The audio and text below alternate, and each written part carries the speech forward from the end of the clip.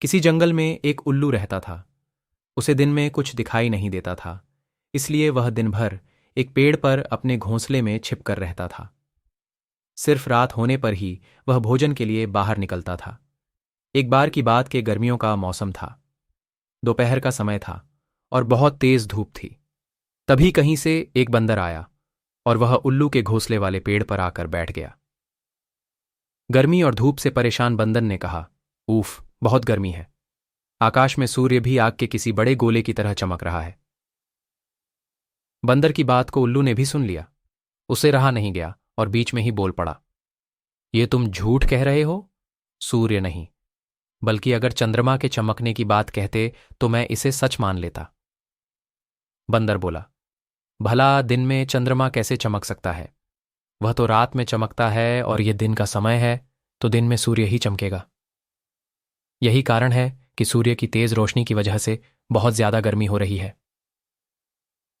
उस बंदर ने उल्लू को अपनी बात समझाने का बहुत प्रयास किया कि दिन में सूरज ही चमकता है, चंद्रमा नहीं, लेकिन उल्लू भी अपनी ही जिद पर अड़ा था।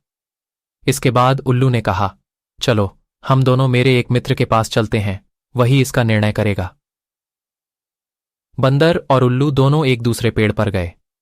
उस दूसरे पेड़ पर उल्लुओं का एक बड़ा झुंड रहता था।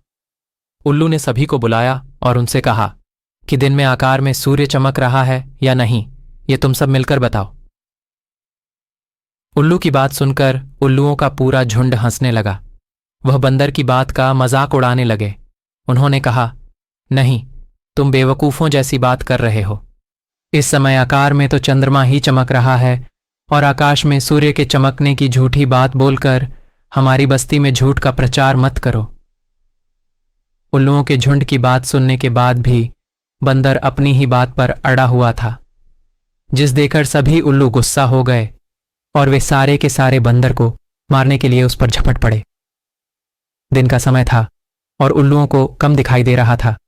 इसी वजह से बंदर वहां से बचकर भाग निकलने में कामयाब हो गया और उसने अपनी जान बचाई।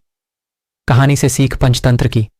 यह कहानी हमें सीख देती है कि मूर्ख मनुष्य कभी भी विद्वानों की बात को सच नहीं मानता है।